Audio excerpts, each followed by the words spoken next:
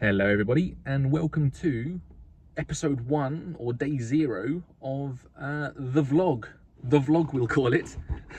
I'm Bim94, you can call me William, and I'm about to go on an adventure holiday next week. And I thought I want to capture this in a vlog. So something about me: I'm a forklift driver, I'm a father of 2, a husband of 1, Twitch streamer, YouTuber, and I want to start vlogging because I think the next 2 weeks are going to be quite incredible, and I'd quite like to document the process. This is something completely new for me, unscripted, virtually unedited, mobile phone filming, and I'm going to take you through the process from today, I suppose.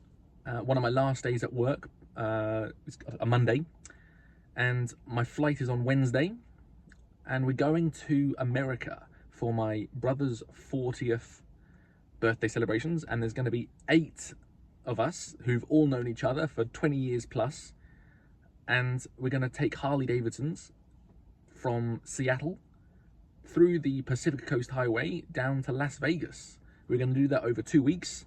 We're going to stop a lot and look at as much as we can, and I'd quite like to vlog the process. So welcome to the vlog, and I can't wait to do more. I'm not sure how this is going to be.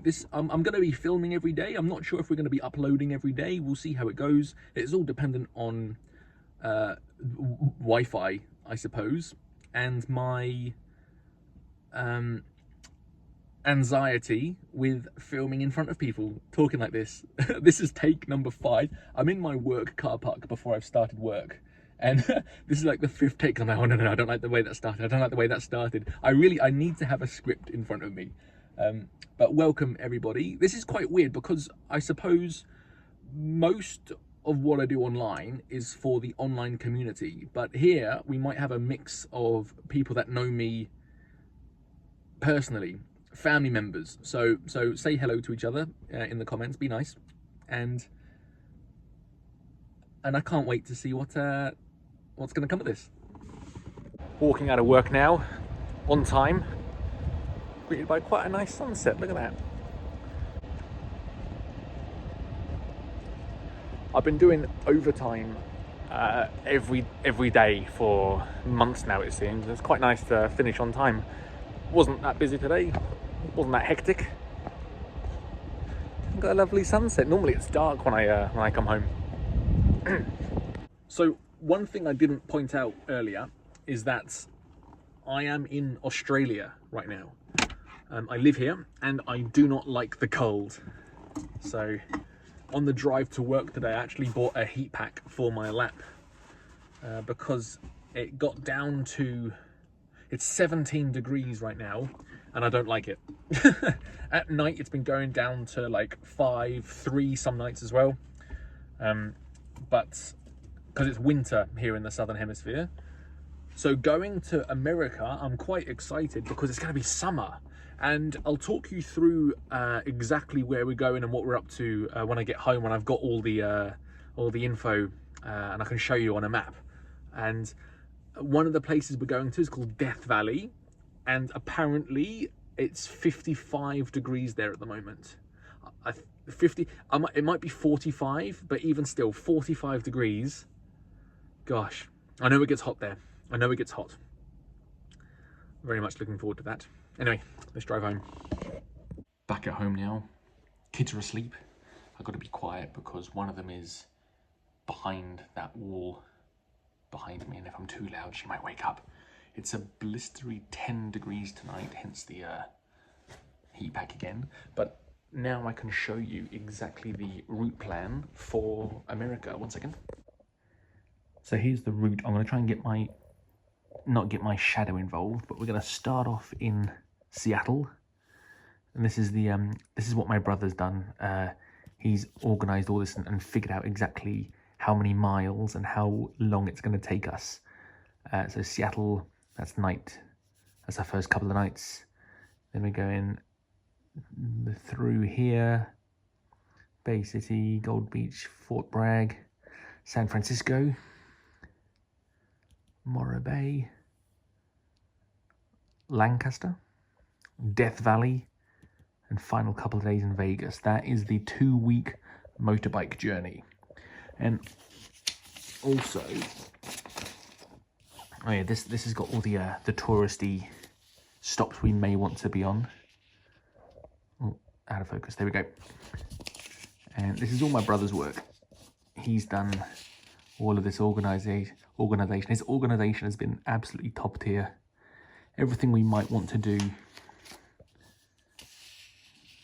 Have any of you been to any of these? Any recommendations? Anything missed out? Hollywood sign. 5 hours from start of day. How crazy. So I'm a dual citizen. I was born in England and I've got my Australian citizenship. Now, I found out last week that it is the law that an Australian citizen, such as myself, must return to Australia with an Australian passport. I don't have an Australian passport, so this is the hook that's going to get you to watch the rest of the series. I may not be allowed back in the country. I'm going to take my citizenship certificates. I've ordered my Australian passport. It won't arrive in time. I paid $712 to get it processed at the fastest possible pace. I found out this on Thursday, so Friday I submitted my Australian passport application. It's going to get processed in 2 days and delivered in up to 5. Today is Monday. This is day 1 of its processing because it's business days. Day 2, it should be finished by tomorrow, and then up to 5 days to deliver it. My flight is at 10 a.m. on Wednesday, which means I'm going to have to leave the house at like 6 a.m. That is the first possible day that it's going to be delivered. So there's no way I'm going to get it, but I'm hoping that if I actually have an approved passport, not physically on me, but I have a passport and my wife will be able to send pictures or maybe even courier it out to America, then that'll all be evidence for me. But I've been told I'm okay to leave the country, but coming back in, take extra time, get there early. I will be put in a little interview room and it will be hassle, it will be stressful. So and it's down to the airline. It's nothing. It's not Australia Border Control or Immigration. I've called both of them. It's down to the airline. They are within their rights to deny me. They may deny me, or it'll be plain sailing. We'll have to find out at the end of this trip. Drama. I didn't get an Australian passport because it's expensive, and I've got a British passport, and I renewed that last year as well. I didn't want to spend so much on passports that I thought I didn't need. It's a weird rule. I never anticipated that. I can't see any logical reasoning as why you must have. I have a passport. I have a British passport, but why must I return to Australia on an Australian passport? It doesn't make sense to me. I never anticipated it. It's thanks to the return flight carrier. They sent me an email saying, fill in these steps for a smoother experience with your flights. Do your passport details and all this other stuff. And when you get to the airport, it'll be smooth. And there was this government forms link that took me to an external website, and that's when I realised, that's when I found out you must have an Australian passport. An Australian citizen, their visa is their passport, and as a citizen you can't get another visa like a visitor's visa because it doesn't work like that. But I don't really understand why. Like, what does that prevent? What is that helping? How does that benefit Australia? I've left the country legally. I'm travelling on a British passport. I'm a dual citizen, I'm allowed both. Why can't I just return on a British visa, British passport? Makes no sense to me. Anyway, I'll finish the day there, but if you're from Twitch or YouTube, I'll show you behind the curtain of my current battle station. Got a ergonomic, very, very expensive gaming chair. Got the old gaming laptop, the Asus TUF F15. That was top of the range a couple of years ago. That's a Aldi ring light. That was like $20. That's fantastic. Blue Yeti microphone. I bring that in front.